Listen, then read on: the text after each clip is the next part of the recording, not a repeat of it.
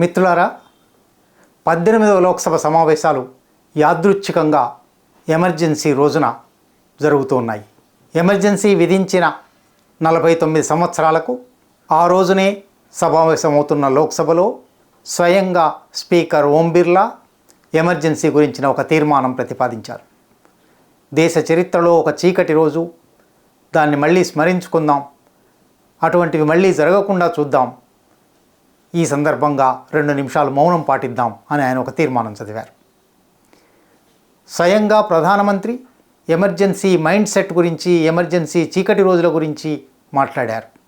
Emergency గురించి ఎన్నో విశ్లేషణలు వచ్చాయి, ఎంతోమంది పుస్తకాలు రాశారు, విమర్శను విశ్లేషణను ప్రకటించారు. ఆ మొత్తం విశ్లేషణలను క్రోడీకరిస్తే ఇందిరాగాంధీ ఎమర్జెన్సీ విధించిన పరిస్థితులేమిటి, ఎమర్జెన్సీలో ఆమె పాలన ప్రవర్తన, ఆమె నిరంకుశత్వం ఎలా ఉండింది అని కొన్ని విశ్లేషణలు చేశారు. ఆశ్చర్యకరము, ఆసక్తికరము ఏమంటే సరిగ్గా ఆ విశ్లేషణలు ఈ 10 సంవత్సరాల నరేంద్ర మోడీ పాలనకు సరిగ్గా సరిపోతాయి. కొన్ని సందర్భాలలో ఇందిరాగాంధీని మించిన నిరంకుశత్వాన్ని, 2 ఆకులు ఎక్కువ చదివిన అక్రమ పాలనను ఈ 10 సంవత్సరాలు ఇచ్చాయి అని చూపెడతాయి. అందువల్ల ఈ ఎమర్జెన్సీ 50వ సంవత్సరం గడుస్తూ ఉన్న సందర్భంలో, ఎమర్జెన్సీ గురించి అందరూ మళ్ళీ ఒకసారి తలుచుకుంటున్న సందర్భంలో ఎమర్జెన్సీ పునాదిగా ఇందిరాగాంధీ పాలనకు, ఇందిరాగాంధీ అమలు చేసిన నిరంకుశత్వానికి, నరేంద్ర మోడీ పాలనకు, నరేంద్ర మోడీ అమలు చేస్తున్న నిరంకుశత్వానికి పోలికలేమిటి, తేడాలేమిటి చూడడం చాలా ఆసక్తిదాయకంగా ఉంటుంది. ఇందుకు ప్రధానంగా ఇందిరాగాంధీ మీద విశ్లేషణలలో ఒక 7-8 అంశాలు విమర్శకులు ఇప్పటికే క్రోడీకరించి ఉన్నారు. అవే అంశాలు నరేంద్ర మోడీకి ఎట్లా వర్తిస్తాయి, ఇంకా ఎక్కువగా ఎట్లా వర్తిస్తాయి, ఎక్కడెక్కడ పోలిక ఉంది, ఒకవేళ తేడా ఉంటే ఎక్కడ ఉంది, అది ఇవాళ మనం మాట్లాడుకుందాం. మొట్టమొదటిది, ఇందిరాగాంధీ గురించి చెప్పిన వాళ్ళు చాలామంది ఆ 2 సంవత్సరాల ఎమర్జెన్సీ పాలన డిస్ప్లే ఆఫ్ సైకోఫాన్సీ, చుట్టూ ఒక భజన బృందాన్ని ఏర్పాటు చేసుకుని ఆమెను పొగుడుతూ ప్రశంసిస్తూ అట్లా ఉండే ఒక వాతావరణం సాగింది. అది నిజమే. ఇందిరాగాంధీని స్వయంగా Indira is India, India is Indira అని కాంగ్రెస్ సీనియర్ నాయకుడు డీకే బరువా అన్నాడు. ఇందిరాగాంధీ చుట్టూ ఒక భక్త బృందం చేరి, ఒక కోటరీ చేరి, ఆ కోటరీ కాకస్ అన్నారు, కోటరీ అన్నారు. అది ఇందిరాగాంధీని విజయేందిర అని, దుర్గా అని, కాళీ అని, ఆమెకు తిరుగులేదని అటువంటి చాలా ప్రచారం చేశారు. అది ఆనాటి ఎమర్జెన్సీ. ఇవాళ 2014 నుంచి, లేదా ఇంకా వెనక్కి వెళ్తే 2002 గుజరాత్ మారణకాండ నుంచి నరేంద్ర మోడీ కూడా అటువంటి భజన పరుల బృందం మధ్యనే ఉన్నారు. అటువంటి భజన పరుల బృందం నరేంద్ర మోడీ గురించి ఎన్నెన్ని మాటలు చెప్తూ ఉన్నదో సమీప చరిత్రలో ప్రతి ఒక్కరికి తెలిసిందే. మోడీత్వ అన్నారు, మోడిఫికేషన్ ఆఫ్ ఇండియా అన్నారు, మోడీ మోడీ మోడీ అన్నారు. అది ప్రపంచవ్యాప్తంగా ఆయన 100 దేశాలకు పైన తిరిగాడు కాబట్టి ఏ దేశానికి వెళ్ళినా ఒక భక్త బృందం తయారై మోడీ మోడీ అన్నారు. మోడీ గ్యారంటీలు అని 2024 ఎన్నికల్లో కూటమి లేదు, పార్టీ లేదు, తన సొంత సైకోఫాన్సీ పెంచుకున్నారు. ఇది చివరికి ఇందిరాగాంధీకి, నరేంద్ర మోడీకి ఇది సమానమని అనిపించవచ్చు. కానీ తేడా ఎక్కడుందంటే, కనీసం ఇందిరాగాంధీ ఆమె ఈ సైకోఫాన్సీని, ఈ భజన బృందాన్ని కోరుకున్నదా లేదా తెలియదు. చుట్టూ ఒక భజన బృందం ఏర్పడింది, అది పొగిడింది, అందులో సందేహం లేదు. కానీ నరేంద్ర మోడీ తనను తాను పొగుడుకోవడం కూడా చేశాడు. అది తేడా. భక్త బృందం ఉండడం మాత్రమే కాదు, భక్త బృందం ఉన్నది, అది పొగుడుతూ ఉన్నది, మీడియా మొత్తం భక్త బృందంగా మారిపోయింది, ప్రభుత్వ యంత్రాంగం అంతా భక్త బృందంగా మారిపోయింది. కానీ స్వయంగా మోడీనే భగవంతుడే నన్ను పుట్టించాడు అని చెప్పుకునేదాకా ఈ సైకోఫాన్సీ సాగింది. కాబట్టి ఎమర్జెన్సీ మైండ్ సెట్ అని మాట్లాడుతున్న వాళ్ళు మొట్టమొదటి అంశం, ఆనాడు ప్రచారంలో ఉన్న భజన తత్వానికి 50 ఏళ్ల తర్వాత ఇవాళ ఉన్న భజన తత్వానికి పోలికను తేడాను చూస్తే ఎమర్జెన్సీ మైండ్ సెట్ మరింత పెరిగింది అని అర్థం అవుతుంది. రెండో అంశం, ఇందిరాగాంధీ గురించి ఎమర్జెన్సీలో ప్రత్యేకంగా ఆమె నాయకులను ఎంచుకొని, తనకిష్టం లేని నాయకులందరినీ పక్కన పెట్టి ముఖ్యమంత్రులను కూడా తన ఇష్టం వచ్చినట్టుగా సీల్డ్ కవర్లలో పంపించి తన ఏక వ్యక్తి స్వామ్యాన్ని అమలు చేసింది. 66లో ఆమె అధికారంలోకి వచ్చింది. 69లో కాంగ్రెస్ పార్టీ చీలిపోయింది. సీనియర్ నాయకుడు మొరార్జీ దేశాయిని కూడా పక్కన పెట్టింది. అక్కడి నుంచి ప్రారంభించి ఎమర్జెన్సీ దాకా ఇది కొనసాగింది. ఆమె పక్కన అసలు ఏ ఒక్క వ్యక్తిని అంగీకరించలేదని కాదు, రాజ్యాంగేతర శక్తిగా కొడుకు సంజయ్ గాంధీ పైకి వచ్చాడు. సిద్ధార్థ శంకర్ రే లాంటి వాళ్ళు తన కోటరీలో ఉన్నారు. సరిగ్గా ఇవాళ కూడా తన పార్టీ సీనియర్ నాయకులందరినీ పక్కన పెట్టడం, ముఖ్యమంత్రులుగా పనిచేసిన వాళ్ళను కూడా కరివేపాకులాగా తీసివేయడం. ఇదివరకు మనం ఒక వీడియో చేసున్నాం.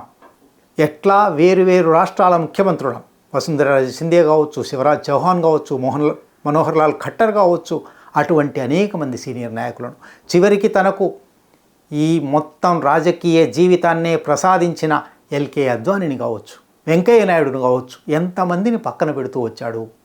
తనను మాత్రమే ప్రతిష్ఠించుకోవడానికి, తనను మాత్రమే పైన నిలుపుకోవడానికి మిగిలిన వాళ్ళని ఎట్లా పక్కన పెట్టాడు చూస్తే ఇందిరాగాంధీతో పోలిక కనబడుతుంది.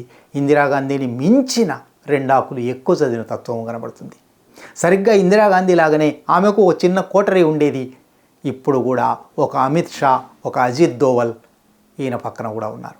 అంటే ఏ ఎమర్జెన్సీ మైండ్ సెట్, ఏ ఏక వ్యక్తి స్వామ్యం గురించి మాట్లాడుతున్నామో అది మారలేదు, తగ్గలేదు, సరిగదా మరింత పెరిగింది. మూడో అంశం, ఇందిరాగాంధీ గురించి ఎమర్జెన్సీ గురించి చెప్పిన వాళ్ళు చాలామంది. ఆమె తన కెరిష్మాటిక్ అపీల్ను పెంచుకోవడానికి ప్రయత్నం చేసింది, తన జనాకర్షక శక్తిని పెంచుకోవడానికి. తానే మిగిలిన నాయకుల కన్నా నిజానికి ప్రజాస్వామ్యంలో అది ఉండకూడదు, ఇది రాచరికపు చిహ్నం, భూస్వామ్య చిహ్నం, కానీ ఆమె పనిచేసింది. దాన్ని ఇవాల్టికి చూస్తే 50 సంవత్సరాల తర్వాత నిజానికి ఇందిరాగాంధీ కెరిష్మాటిక్ అపీల్లో కొంత ప్రజానుకూల స్వభావం ఉన్నది, ప్రజల దగ్గరికి పోయిన స్వభావం ఉన్నది.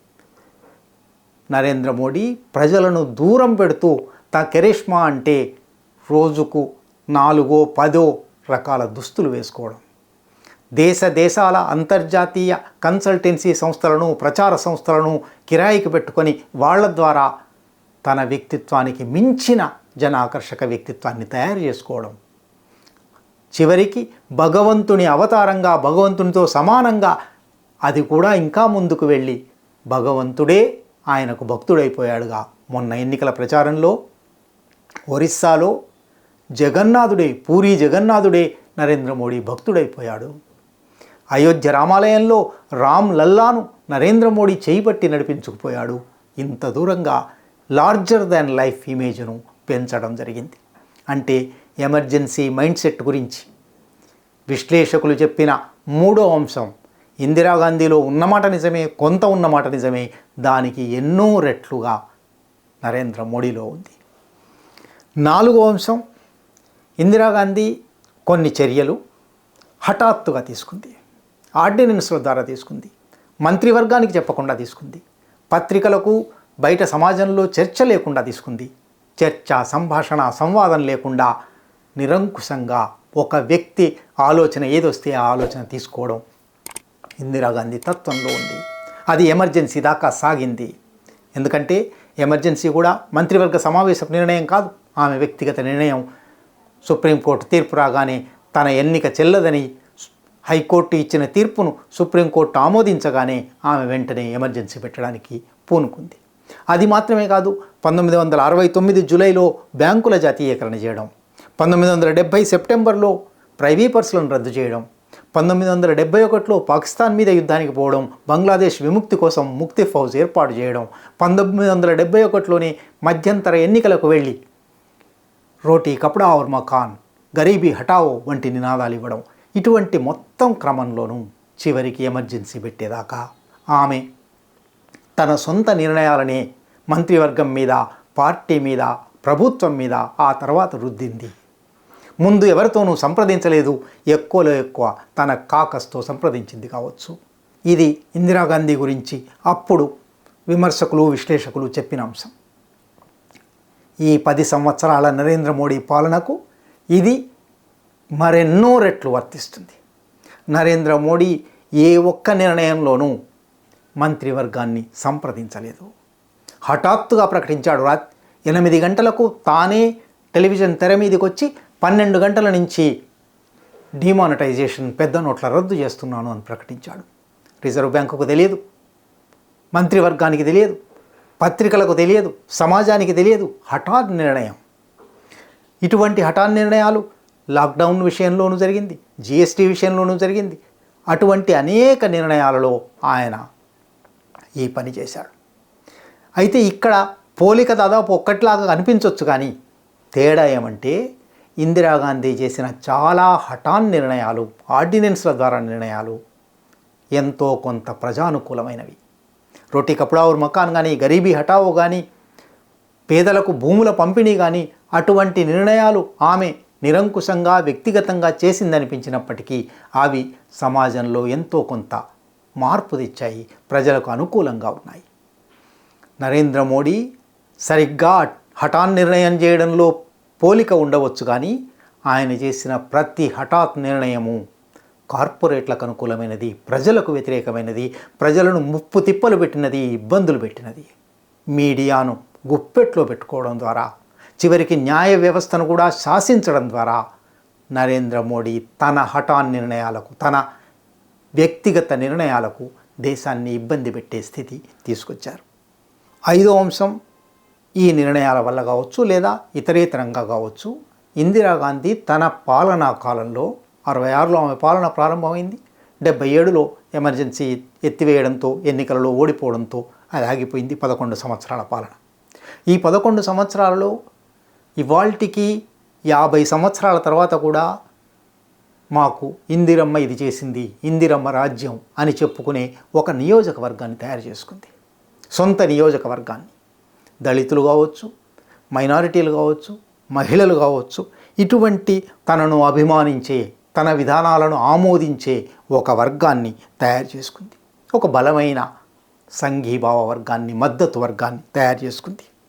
ఇక్కడ సరిగ్గా నరేంద్ర మోడీకి కూడా ఒక పెద్ద నరేంద్ర మోడీ అభిమాన వర్గం, నరేంద్ర మోడీని ఆరాధించే, నరేంద్ర మోడీ మాత్రమే చేయగలడివి అని అనుకునే వర్గం ఉంది. కనుక పోలిక సరిపోతుంది, కానీ తేడా కూడా ఉంది. ఇందిరాగాంధీ తయారు చేసుకున్న మద్దతు వర్గం, తరతరాలుగా అణచివేతకు, దోపిడీకి గురైన ప్రజలు ఇందిరాగాంధీ తమకేవో ఫలాలు అందించిందని ఆమె పట్ల ఆరాధన పెంచుకున్నారు. నరేంద్ర మోడీ ఏర్పాటు చేసుకున్న నియోజకవర్గం ఎటువంటి ఫలాలు అందిన నియోజకవర్గం కాదు. అసలు ఆయన పాలనలో ప్రజలకు ఫలాలు అందడం అనే మాటే లేదు, కార్పొరేట్లకు మాత్రమే ఫలాలు అందాయి. మరి నియోజకవర్గాన్ని ఎట్లా తయారు చేసుకున్నారు? మతం పేరుతో, అంధవిశ్వాసాల పేరుతో, దేశానికి పేరు తెస్తున్నాడనే ఒక అబద్ధ ప్రచారంతో జాతి అభివృద్ధికి సంబంధించిన గణాంకాలను తారుమారు చేసి ఇదే అభివృద్ధి అని చెప్పి తప్పుల తడక మీద, అబద్ధాల మీద ఆధారపడిన ఒక నియోజకవర్గం. ఇందిరాగాంధీ ఏం చేయడానికి ప్రయత్నించిందో, ఎట్లా తనను ఎప్పటికీ ఆమోదించే, సమర్థించే ఒక వర్గాన్ని పెంచుకోవడానికి ప్రయత్నించిందో నరేంద్ర మోడీ కూడా ఆ పని చేశాడు. అందులో ఇందిరాగాంధీకైనా ఒక వ్యవస్థాత్మక మద్దతు లేదు. నిజానికి కాంగ్రెస్ పార్టీ చాలా లూజ్గా ఉండే పార్టీ. నరేంద్ర మోడీకి రాష్ట్రీయ స్వయం సేవక్ సంఘ్ అనే ఒక క్యాడర్ బేస్డ్, ఒక బలమైన, స్థిరమైన, పటిష్టమైన సంస్థ మద్దతు ఉంది. చివరి అంశం, ఇందిరాగాంధీ విషయంలో, మరీ ముఖ్యంగా ఎమర్జెన్సీ విషయంలో విశ్లేషకులందరూ ఆమె భిన్నాభిప్రాయాన్ని అణిచివేసింది, భిన్నాభిప్రాయాన్ని సహించలేదు, అసహనం ప్రదర్శించింది. ఈ అసహనంతోనే maintenance of internal security act, MISA అనే ఒక చట్టం తెచ్చింది. 71లో ఆ చట్టాన్ని ఉపయోగించి ఎమర్జెన్సీలో 35,000 మందిని అరెస్ట్ చేసి పెట్టింది 21 నెలల పాటు. అట్లాగే డిఫెన్స్ ఆఫ్ ఇండియా రూల్స్ అనే ఒక చట్టం 1962 చైనా యుద్ధం సమయంలో వచ్చింది. 67లో అది రద్దయిపోయింది. కానీ ఎమర్జెన్సీ పెట్టగానే దాన్ని పునరుద్ధరించి డిఫెన్స్ ఆఫ్ ఇండియా రూల్స్ కింద 80,000 మందిని అరెస్ట్ చేసింది. 1,10,000 మందిని ఈ 2 చట్టాల కిందనే అరెస్ట్ చేసింది. అట్లాగే స్మగ్లింగ్ను అరికట్టడానికనే పేరుతో కోఫెపోసా అనే ఒక చట్టం తెచ్చింది. తన ప్రత్యర్థులందరినీ, తనకు ఇష్టం లేని వారందరినీ ఈ స్మగ్లింగ్ అనే ఆరోపణలు మోపి అరెస్ట్ చేసి పెట్టింది.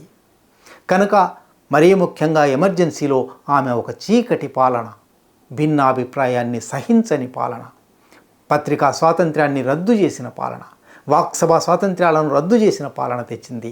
2014 నుంచి 2024 వరకు ఇవాల్టి వరకు సాగుతున్న నరేంద్ర మోడీ పాలనలో భిన్నాభిప్రాయాన్ని సహించకపోవడం, ఏకీభవించనోని పీకనొక్కు పద్ధతి మరింత ఎక్కువగా జరిగింది.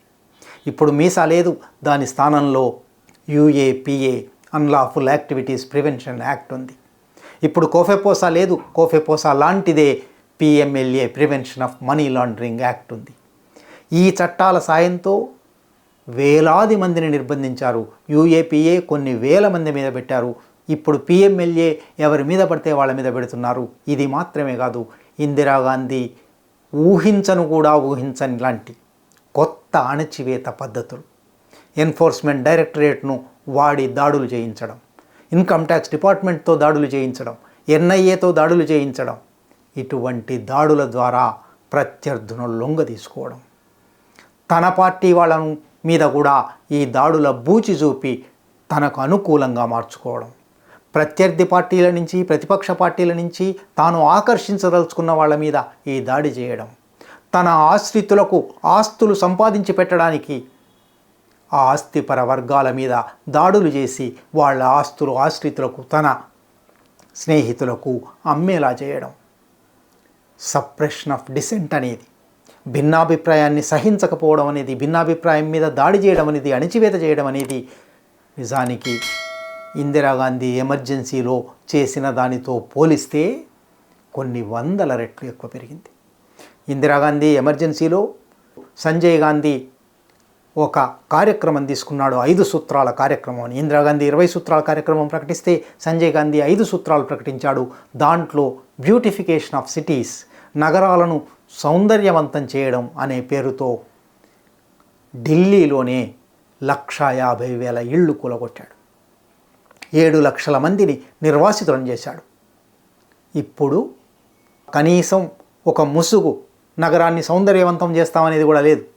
వాళ్ళు ఏదో నేరం చేశారు అనే ఆరోపణతో, ఆ ఆరోపణ నిజమో కాదో ఎక్కడ రుజువు కాలేదు, విచారణ జరగలేదు, కానీ వాళ్ళు రాళ్ళు విసిరారు, వాళ్ళు నినాదాలు చేశారు, వెంటనే బుల్డోజర్లు పంపించు. దేశవ్యాప్తంగా బుల్డోజర్ పాలన, అరెస్టుల పాలన, బుల్డోజర్ పాలన, అత్యంత భయంకరమైన చట్టాలు UAPA 1967 నుంచి ఉన్నదే కానీ ఈ 10 సంవత్సరాలలో దానికి వచ్చిన సవరణలు అత్యంత భయంకరమైనవి. ఇటువంటి పాలన అంటే ఎమర్జెన్సీలో ఏ పాలన సాగింది, ఏ చీకటి రాజ్యం సాగింది అని చెప్తూ ఉన్నాము, ఆ చీకటి రాజ్యానికి మించిన పెనుచీకటి రాజ్యం ఈ 11 సంవత్సరాలుగా సాగుతూ ఉన్నది. పోలిక చీకటిలో పోలిక, తేడా పెనుచీకటి కావడంలో, అగాధమైన చీకటి కావడంలో తేడా ఆ రోజు ప్రకటిత ఎమర్జెన్సీ, రాజ్యాంగబద్ధమైన 352 అధికరణాన్ని వాడుకుని ఎమర్జెన్సీ పెట్టే అవకాశం ఉంది. ఎమర్జెన్సీ పెడితే 19వ అధికరణం సస్పెండ్ అవుతుంది, ప్రాథమిక హక్కులు సస్పెండ్ అవుతాయి. అది ప్రకటిత ఎమర్జెన్సీ. 11 సంవత్సరాలుగా అప్రకటిత ఎమర్జెన్సీ సాగుతున్నది. ఎమర్జెన్సీని మించిన ఎమర్జెన్సీ అప్రకటితంగా సాగుతున్నది.